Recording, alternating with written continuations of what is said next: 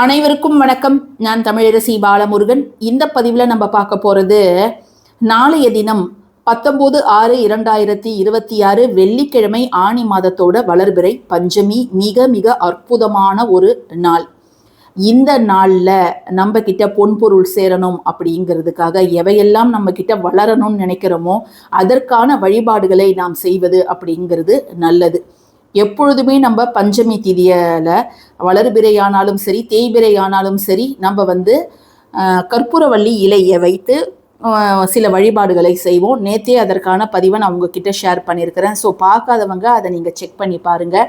இப்போ இந்த பதிவில் நம்ம பார்க்கக்கூடியது மற்றொரு இலையை பயன்படுத்தி நாம் செய்ய வேண்டிய ஒரு வழிபாடு தான்.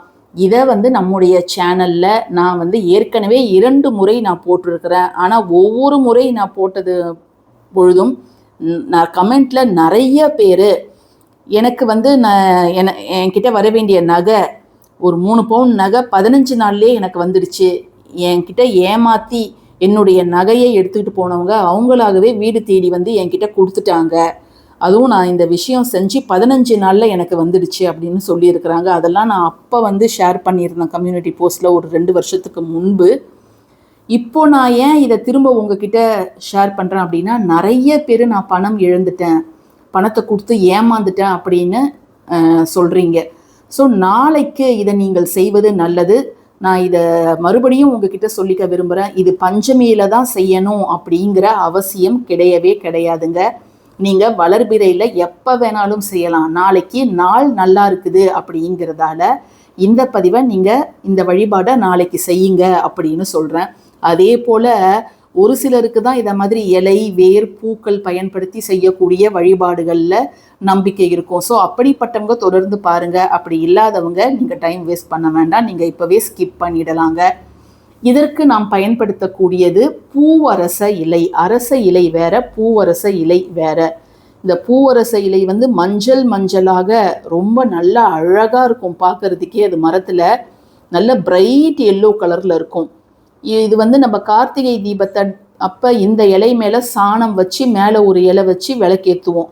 ஸோ தட் எண்ணெல்லாம் தரையில் கசியாது அப்படிங்கிறதுக்காக. அதை மாதிரி பிபிலாம் இந்த கிராமத்து பக்கங்களில் இந்த இலை வச்சு பசங்கள்லாம் ஊதி விளையாடுவாங்க. இப்போது நகர்ப்புறத்துலேயும் இந்த மரம் இருக்குது. நம்ம கொஞ்சம் மெனக்கெட்டு தேடி கண்டுபிடிச்சா இந்த மரம் இருக்குது.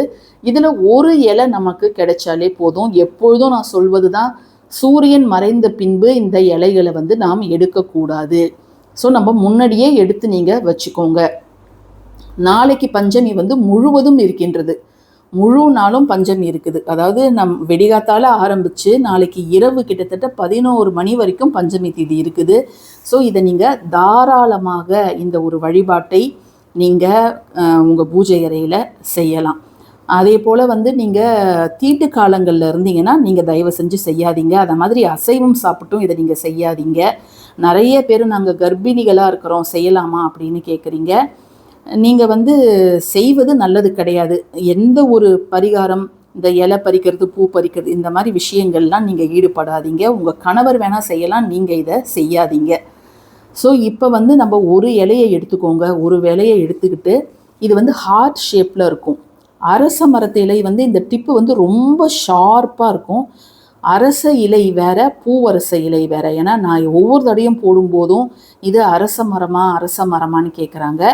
அரச இலை பயன்படுத்தக்கூடாது, பூவரச இலை தான் பயன்படுத்தணும். மோரோவர் அரச இலையை நாம் வெள்ளிக்கிழமை பறிக்கவோ அல்லது மரத்தை தொடவோ கூடாது.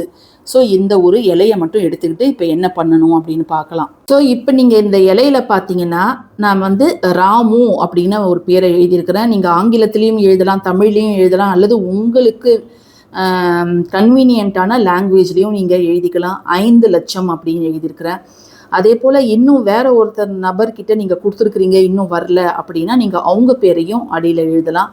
அடுத்து இதை மாதிரி நீங்கள் நகையை யார்ட்டையாவது கொடுத்துருந்தீங்கன்னா அவங்க பேரை எழுதிடலாம். நான் இங்கே 3 பவுன் அப்படின்னு எழுதியிருக்கிறேன். நீங்கள் என்ன நகையை கொடுத்தீங்க, அது செயினா கம்மலா வளையலா என்ன அப்படிங்கிறதையும் இதில் நீங்கள் குறிப்பிடலாம். தங்கம் மட்டும் கிடையாதுங்க.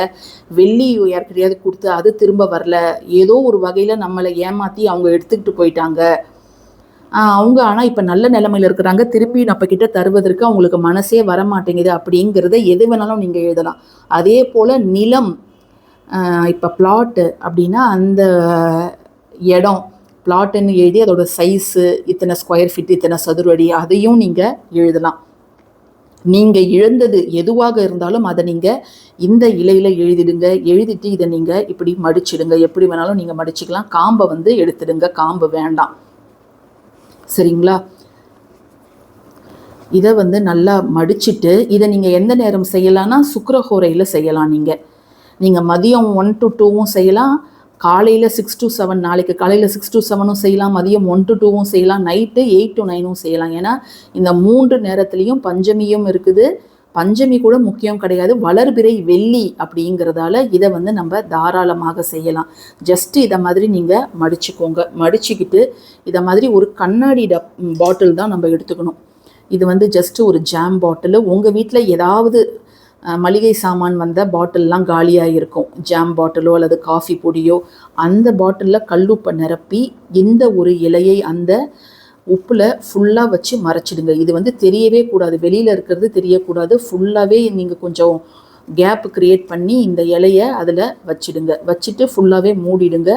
மூடிட்டு இது வந்து உங்கள் பூஜை அறையிலையோ அல்லது பூஜை அறையில் வைக்கக்கூடாது அப்படின்னா உங்களுடைய சமையல் அறையிலையோ ஏதாவது ஒரு இடத்துல இருக்கலாம். இது வந்து அப்படியே இருக்கட்டும். மேலே இன்னும் கொஞ்சம் உப்பு போடணும், நான் போடலை, நீங்கள் ஃபில் பண்ணிக்கோங்க. இதை மூடிட்டு நீங்கள் அப்படியே வச்சுடுங்க.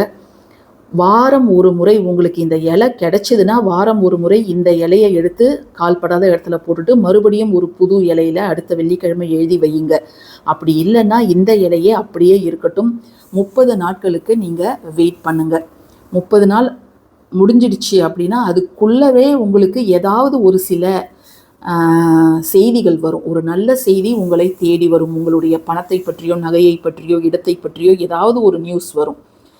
ஆள் அட்ரஸே இல்லாமல் இருந்தவங்க எங்கே இருக்கிறாங்க அப்படிங்கிறது தெரிய வரும் உங்களுக்கு. ஸோ அவங்கள காண்டாக்ட் பண்ணுறதுக்கான ஒரு வழி கிடைக்கும். இல்லைன்னா ரொம்ப ஆச்சரியப்படுற மாதிரி அவங்களே உங்களை வீடு தேடி வருவாங்க, மனசு மாதிரி வீடு தேடி வருவாங்க. அப்படியும் நடக்கலாம்.